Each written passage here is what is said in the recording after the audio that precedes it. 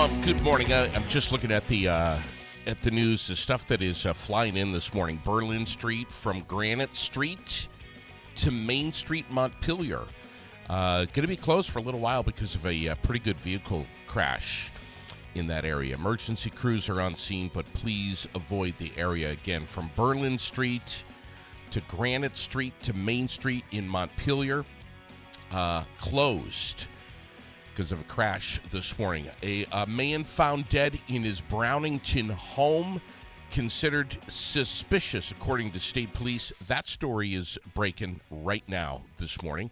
NBC Channel 5 has got the details. I'll find out more and get it up there for you. Plus, federal judge orders man detained by ICE in South Burlington to remain in custody. There's a lot of stuff that is going on this morning in the news. It is National Sloppy Joe Day today. Open-faced or closed for you? I wonder. For me, it's closed face because I think it's more sloppy that way. 14 days until April Fool's Day, 18 days to Easter Sunday. It is coming fast. The Facebook question of the day, and I want to ask you this, and I know that there was an author that once said, we need 4 hugs a day for survival, 8 hugs a day for maintenance, and 12 hugs a day for growth. And I can't remember who that author is, but interesting. How many do you get a day? How many hugs a day do you get? And we're going to talk about this. Never underestimate the power of a hug. Our community calendar is just jammed. We have, of course, Wing Wednesday over at the VFW, Post 790 tonight at 5 o'clock. We got Stomp at the Flynn. We got a lot of stuff going on. Our community calendar, we do it every morning. Brought to you by The World, Central Vermont's favorite weekly newspaper, reaching over 22,000 people every single week. Do not, whatever you do, miss the digital version online at vt-world.com. It is definitely something that you should check out if you haven't done so already. Deb Phillips with us on a Wednesday morning. Good morning, Deb. How are you? Good morning. Doing good this morning. Sun is shining. Getting ready. Yes. For Chris to be bringing by my new fresh copy of The World today. What's in it, Deb? Well, it's Cabin Fever weekend in Montpelier.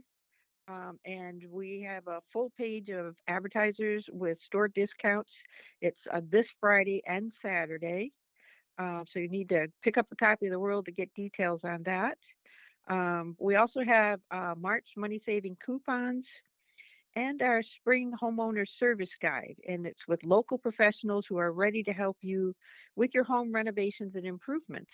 Yeah. You guys have, it seems like you've been doing a lot of that lately, and it is so needed, because when you need a plumber, an electrician, you need someone to clean the carpets, whatever, you need it now. Yeah, no, I just saw somebody on Front Porch Forum looking for someone that's cleans rugs in the area. I emailed them right back, SR Services, I mean, so it's, people, when they need something, they don't always remember where to go to find it. Yeah. So, yeah. And we should say this to the Berry City resident chat followers on Facebook. We see a lot of questions that are popping up on that platform. Go to The World first. It's probably going to be answered right there for you. Yeah. We usually have the help. We can help people with their questions for sure. Well, we're looking forward to the new copy today. Anything else you can think of, Deb, you want to plug? Well, let me think here for a second. Well, Lost Nation on Friday has the Cabin Fever kickoff party. Oh, yeah. And so that's in Montpelier at Friday the 20th from 5:30 to 7:30. Good stuff. Always a lot of fun. Thank you, Deb. Thank you so much for joining us this morning. All right. Thanks, JD. And every Wednesday. And, don't forget, meet Bingo at the American Legion on Friday night. They're always posting stuff that's happening at the Legion in the World newspaper. Good stuff. Great stuff. This morning, I got a guy who is joining me right now. At least he's going to be joining me. that I have heard so much about. And when Tom Murphy on Wednesdays, as you know, we do Sweethearts and Heroes Day. When Tom Murphy tells me, "Hey, this next guest, you got to have this guy on or this lady on. They are the real deal," as he has said several times about Mark Fish, who's with us, a almost retired superintendent of schools. Good morning, my friend. How are you? I'm good, JD. How are you? Man, 40-something years? Have you lost count? 39, and hopefully final year in the business. I retired 4 years ago, and every year I figure out how to find my way back to work around January. But that means I have the summers off and the falls off, which is beautiful up here in the greater Saratoga Springs area. I was just going to ask you exactly where you are. Saratoga Springs. All right. So, listen, I'm going to most questions I'm going to ask you this morning are going to be pretty easy and light and fun. I might ask you a tough question, which you're probably not going to think is tough at all. Yesterday, we were talking about bullying quite a bit on the air, and I had a local mom, that was returning to the microphones here at Aired Out yesterday to talk about her situation. So I might ask you, as the superintendent, about bullying, which I know is a huge umbrella. There's a lot of factors that go into that. But first off, man, it's like I got to know. You know, first off, you're the dad of Pat Fish, who is a major hitter with Sweethearts and Heroes. This guy does not fool around.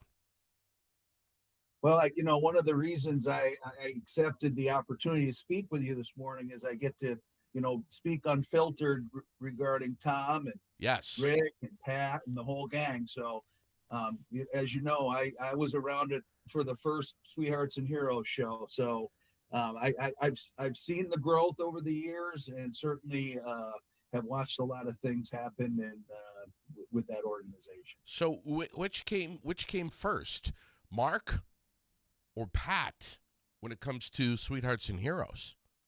Oh, me by a lot. Good. There you go. That just means I'm old, though. You know Yeah. how that goes. So how did you, as the superintendent, overseeing, God only can imagine how many staff members, how many schools, how many kids?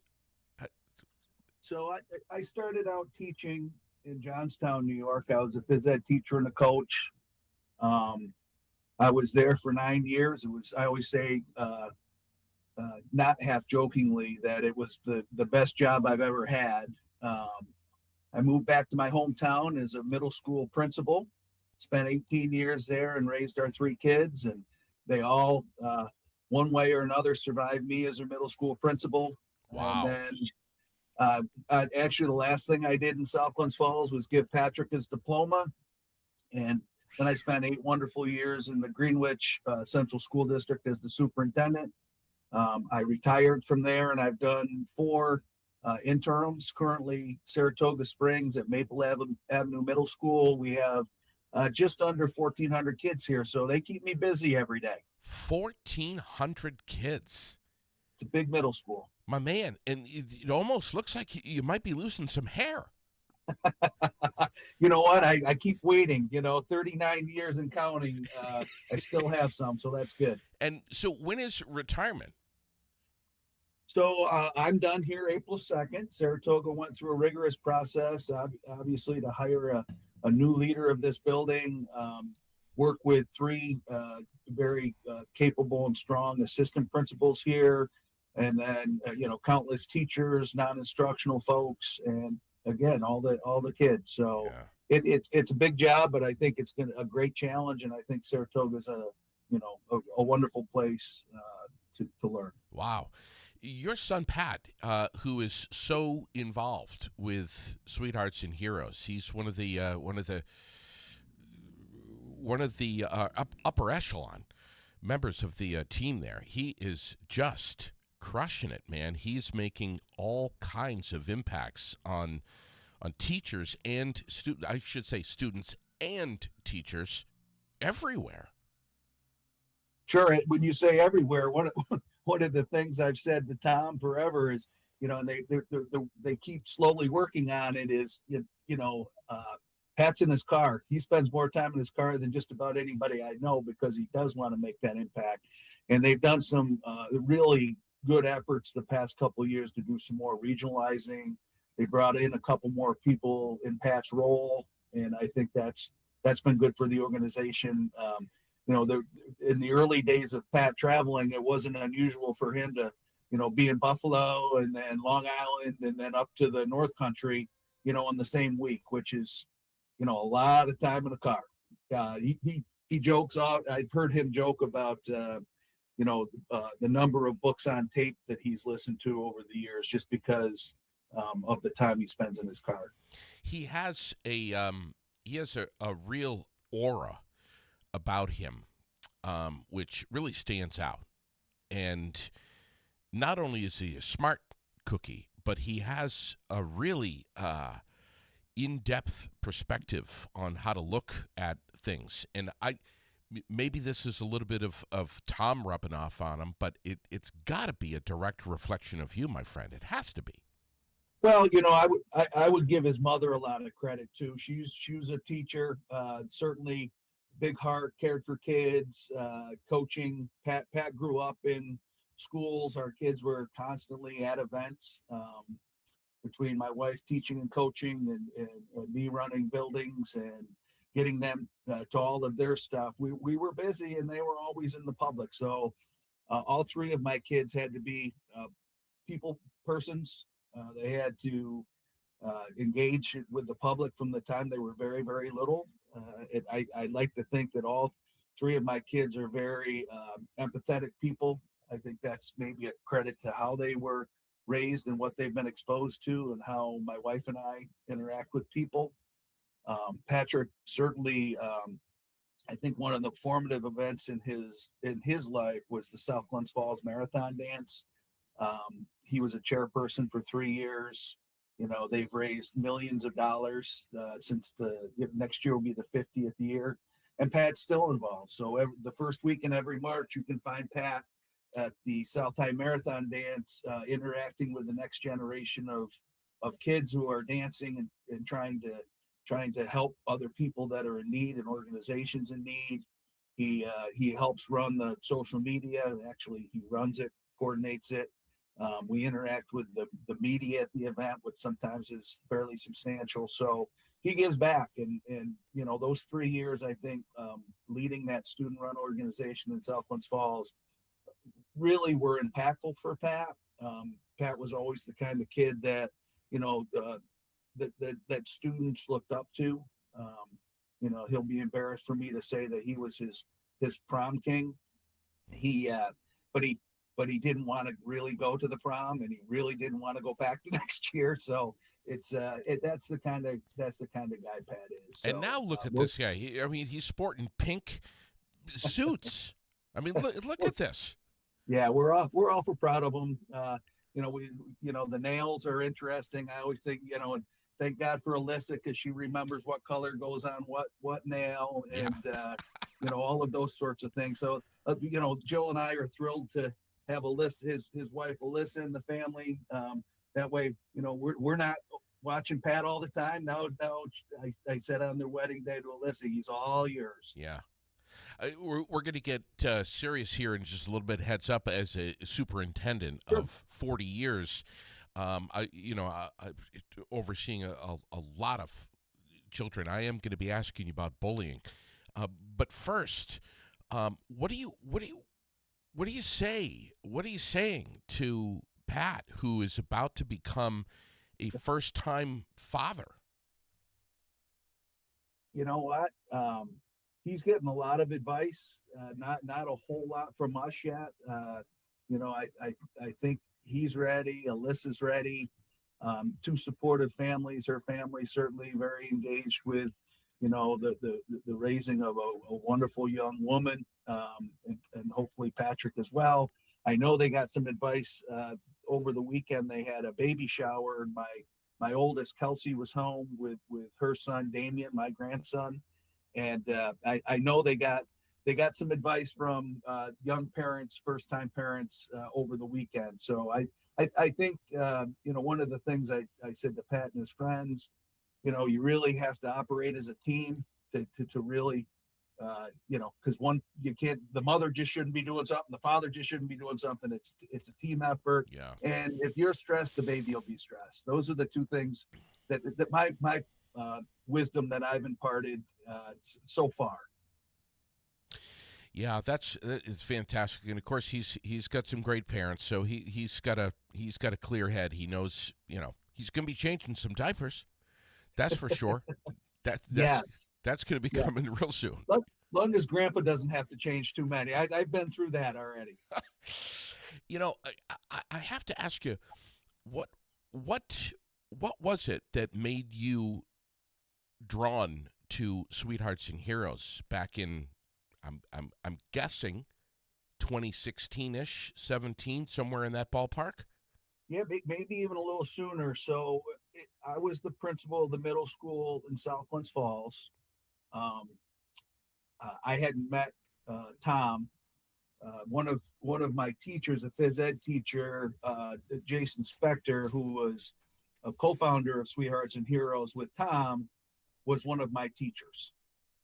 And without getting too far into the weeds, Jason lost a student and was being very reflective in why, and could he have done something different.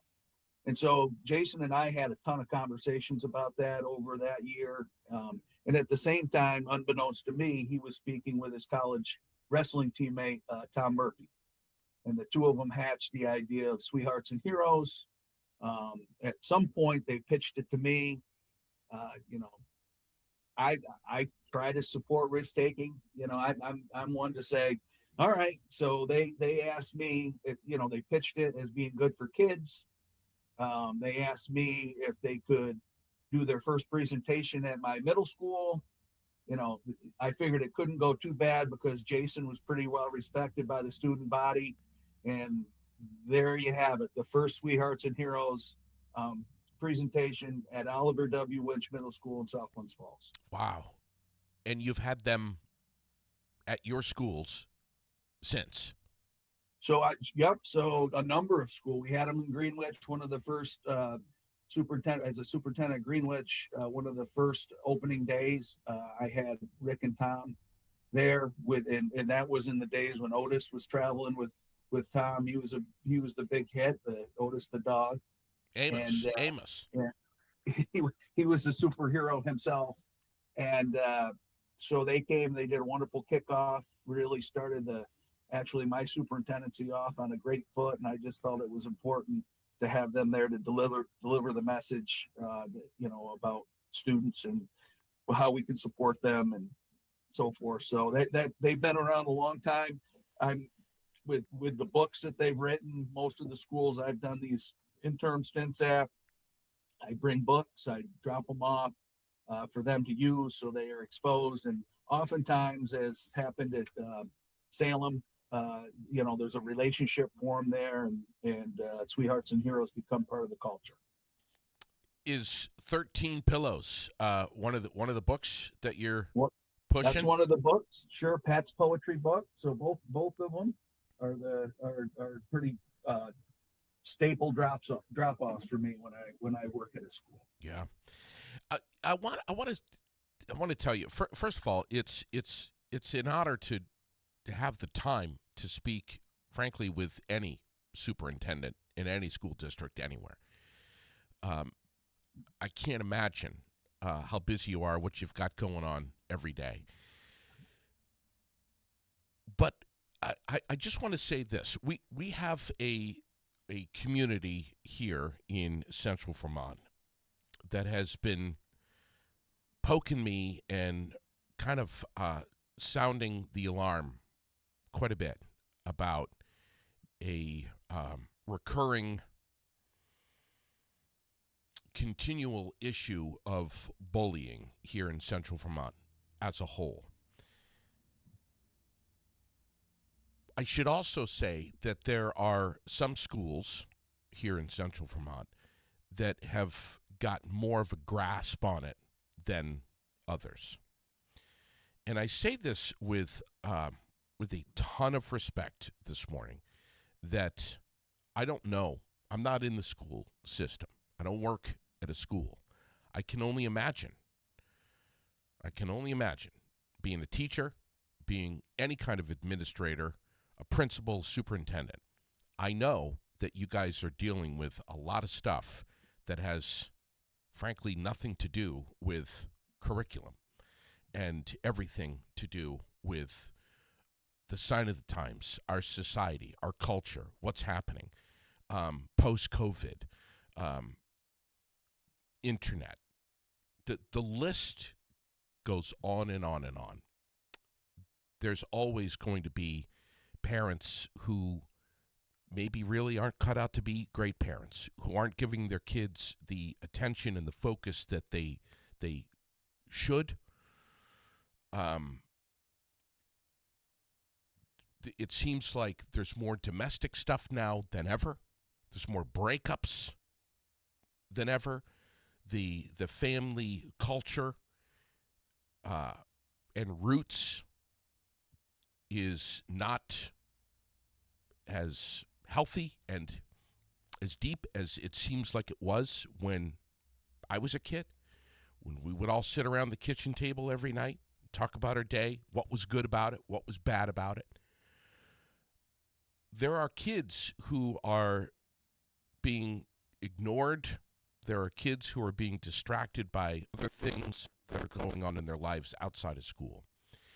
And they are packing that stuff in their backpacks and bringing it to school every day. And it is a huge deterrent for them. And the teachers are picking up the weight. Not just the teachers. The whole administration is picking up the weight here and trying to bridge the gap and keep these kids as healthy, mentally healthy as possible. Bullying is an issue that is everywhere. Would you agree with that? I was waiting for the question. That was quite a packed statement. I know. For me there. I know. I've had my coffee, man. I listened. I listened to the whole thing. I would say a couple things rather than just jumping right to, do you believe there's bullying? Because there is. I agree with that. I do also believe that bullying is a little misunderstood. Sometimes it's student conflict and how students can their coping skills. Yeah.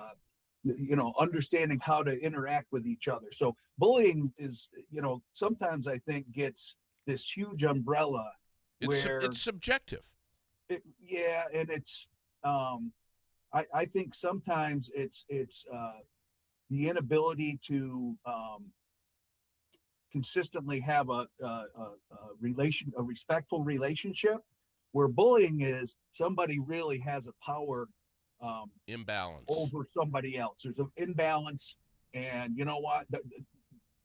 That can really easily be defined as bullying. And actually, in some respects, those are a little bit easier to address than some of these interpersonal relationships that we're seeing with kids. Yeah. And there's a whole host of reasons for that. Pre-COVID, we had some mental health challenges coming to our schools. I was a superintendent during COVID, kept the school district open for 2 very challenging years. And we did, we stood on our heads to make sure we did everything we could for the kids so that they wouldn't lose too much, but they did, right? So most importantly, I would say in that time, we had a mental health crisis on the rise. And then you had 2 years where kids did not have their consistent school growth pattern to thrive and grow in. And in those 2 years, we really put gasoline on a fire with some of these kids and their ability, not only academically, but socially, emotionally, and physically well-being. So I've said to my teachers for a million years, in order for us to teach kids, we have to make sure we're focusing on supporting them not only academically, but socially, emotionally, and physically, making sure that their growth is something that's well-rounded. And if we get those three things, if we address those three things, then the teaching becomes something that's easier to do. Learning becomes something that's easier to do. And the more the kids struggle, the more challenging it is to learn academically. And in your statement to me at the start of this question, there was a lot there, and that all talks about the challenges at school, right? The support systems that are in place at school for these kids that don't have the support systems in the rest of their lives. And schools really are, that's the big difference in schools in the past 40 years. Used to have, everybody had a guidance counselor. Well, we have all kinds of supports now because schools are the places that consistently see kids, and schools are really focusing on support systems for students, especially the ones that are struggling. And we should mention resource officers too. I'm guessing maybe you've got some of those. We have a resource officer here assigned to my school. Invaluable. They, some people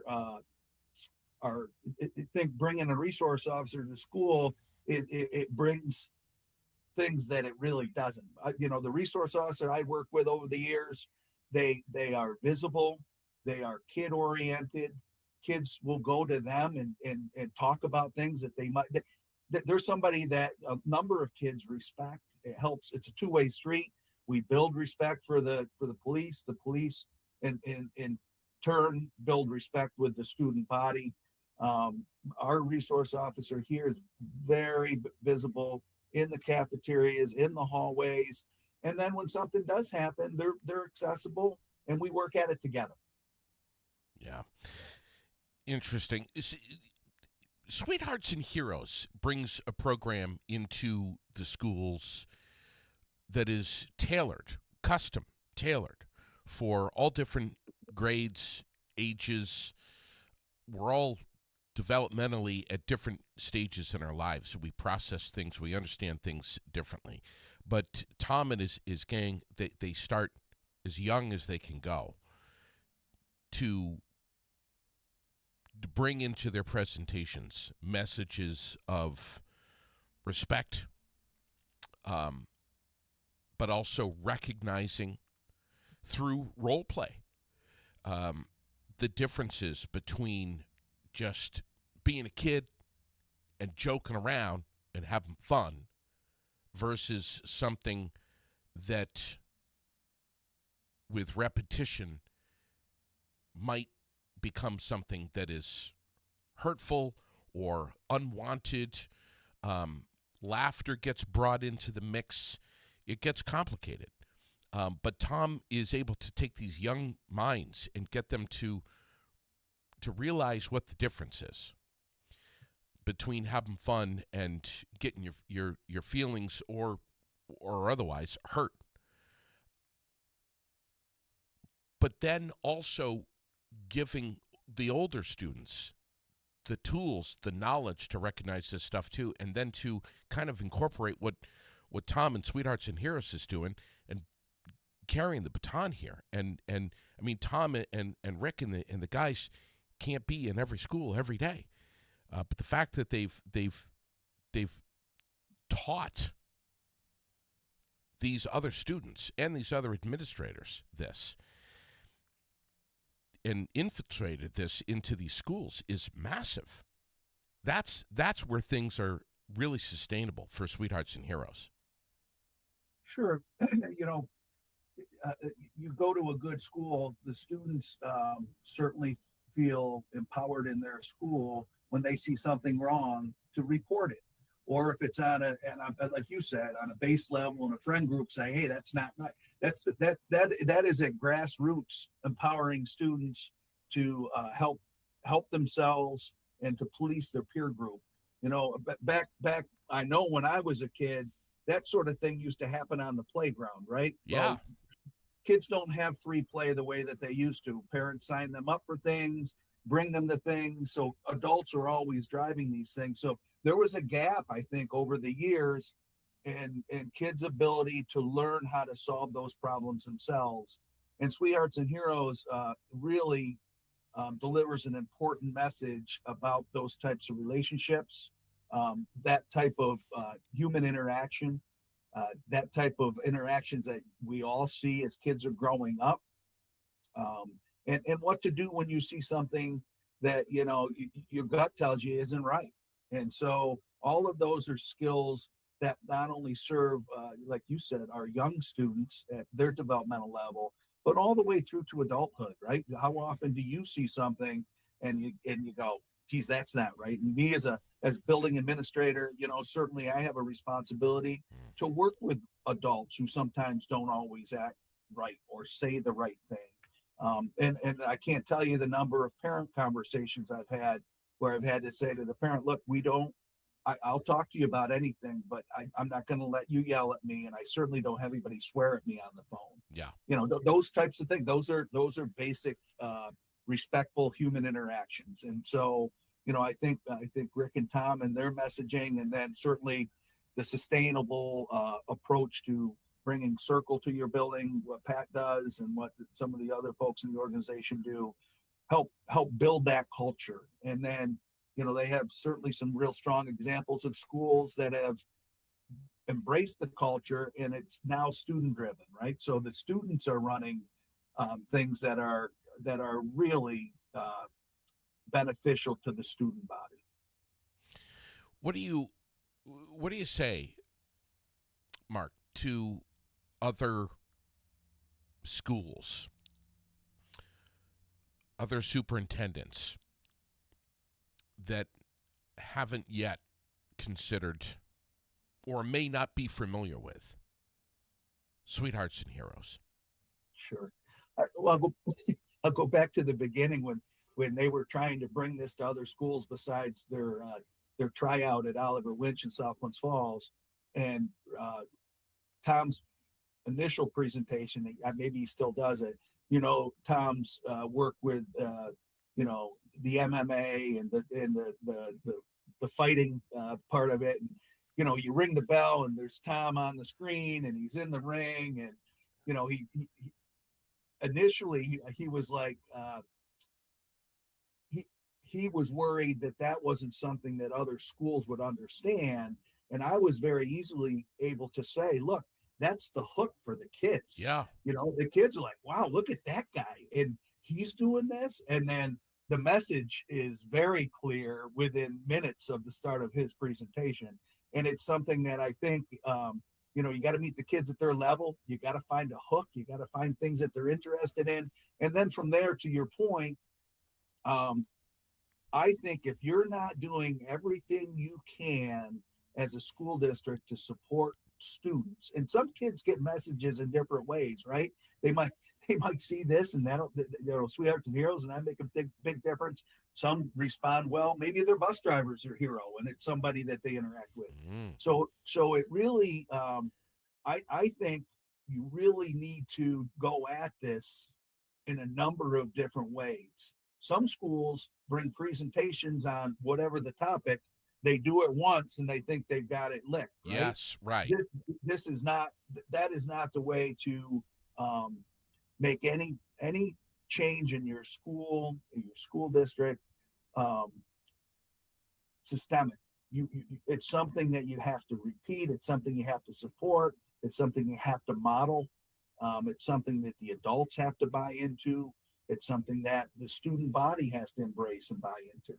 So thinking that one presentation is going to do that is crazy. But knowing that you have a sustained relationship and you're trying to do a number of things to address, the culture of the student body, the culture of the building, how we interact with each other, how students interact with each other.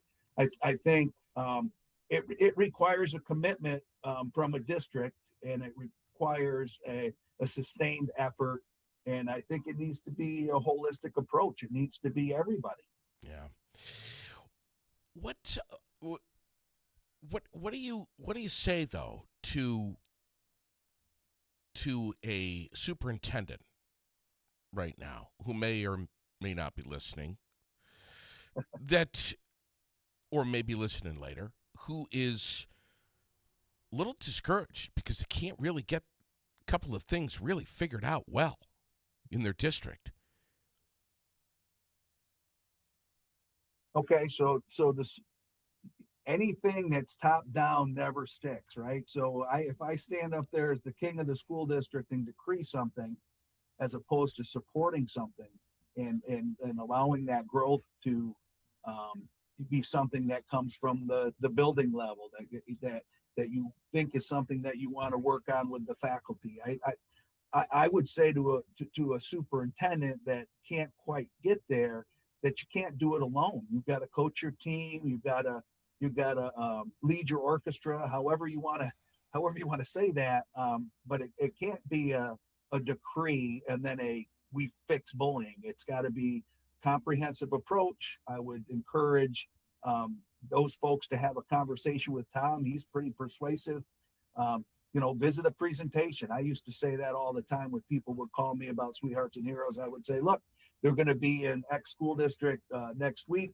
Why don't you go see what they're doing? Why don't you go see what they're doing with kids? I know I was with the Middle School Association board of directors for a number of years, and we formed a relationship early on with Jason and Tom and Rick, and got them in front of middle school administrators and teachers. And certainly that you can see the seeds of that with their travels in New York State, because their message is an important one. And I think it's important that they get out and, see what message they have and embrace that for their school districts. And tip of the hat to talk about these Chevy dealers that are making sure that this is happening. Yeah, that's community, right? So Rick and Tom have found a way to embrace the community approach. The Chevy dealers apparently have recognized the need in their community and stepped in to fill the gap for the students and the families in central Vermont. And I think that's a great model of support from those folks. Yeah, they're wonderful, wonderful people, and they get it. That's the whole thing. They understand that this is super important stuff and it needs to be in our schools. Sure. Yeah. I want to ask you, as we wrap up this morning, have you had Pat? You know this question was coming your way, Mark. I suspected it. Have you had Pat in your office, door closed, whatever age, and said, "What? You're in trouble." You know what? Pat was too good to get in trouble. Come on. He found out early. He'll tell you this himself. He was Mark, very good. Make something up here, bud. Make something up. He was really good at signing my name or my wife's name to everything that came home that had to be signed. He got in trouble on a school bus once in elementary school, and we put headphones on him, and that didn't happen again. And he was, I had to have a talk with him at the end of his sophomore year, and this is probably the one thing I had to say to him. He was really a really good student in the classes where he liked the subject matter, but more importantly, respected the teacher. Oh. And so there's another formative relationship thing, right? So in the areas that he respected the teacher, he would work his tail off. Yeah. But that wasn't to have a dream team across the board wasn't exactly what Pat had in some cases. And where he wasn't engaged, he didn't do very well. And I had to say to him, you're going to apply to colleges here next year. And if you don't, get into some of the ones that you want to get into, it's going to be because of this. And he understood that. And, we also had a conversation about homework at one point, because I'm not sure Patrick did a whole lot of homework. But I did say to him, homework, it's part of school. You do it, you don't do it, but it's gonna impact your grade. And he knew that, and Pat made his choices, and I guess it turned out pretty well. So he was early on about relationships, and it certainly with the teachers that I think he goes out and emulates to this day were people that he really felt a connection to and felt a relationship with. Yeah. Was there a point where he said to you, Dad, I'm seriously considering becoming a professional rap artist? Or was there a point at any point where you were afraid that he was going to say that to you? I think if things had worked out for Patrick, he would have loved to have been a professional rap artist, and he certainly has dabbled in music. It was an early passion of his. To this day, he knows more about so many different genres of music than most people have forgotten, and so that's a passion of his.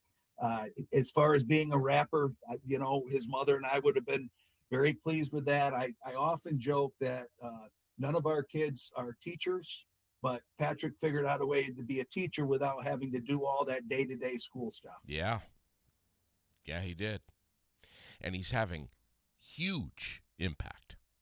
Huge impact. And we're awful proud of that. Yeah. Pleasure having you on this morning, Mark. Of course. Listen, and I've said this to Tom so many times, and I say this all the time. I really, at some point, would love to meet all of you guys. I don't know how, I don't know where, but I'd love to run over to Saratoga and maybe sit down in a circle and share some coffee with you. One of these days, I'm gonna do it. Well, on April 2nd, my calendar gets freed up, except for grandpa duties. So, I'm in. Let me know. Thank you, my friend, so much. We'll get Tom and Rick to buy. Yeah, of course we will. Of course we will. Thank you so much, Mark. Of course. Thank you. It's fun. Kudos to you. Yeah, man, you're doing great work, and everything you're doing as a dad is huge too. Still, you're always going to be a dad. But I just love having conversations like this on the air. I really do. It's so important, and frankly, we should be having more conversations like this. No matter if you're a parent, if you're an administrator, if you're a superintendent, if you're a janitor, if you're the lunch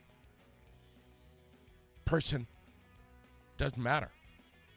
All of this stuff is super, super important.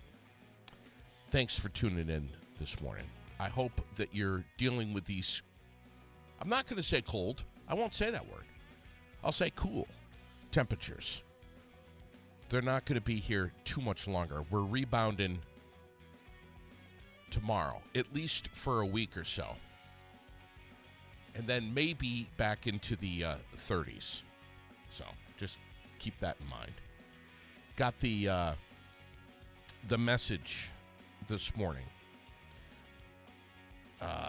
that Berlin Street in Montpelier reopened to all traffic. So if you have plans to move through that area today, you should be good to go. All right, listen, be careful today. Driving, no matter where you're going,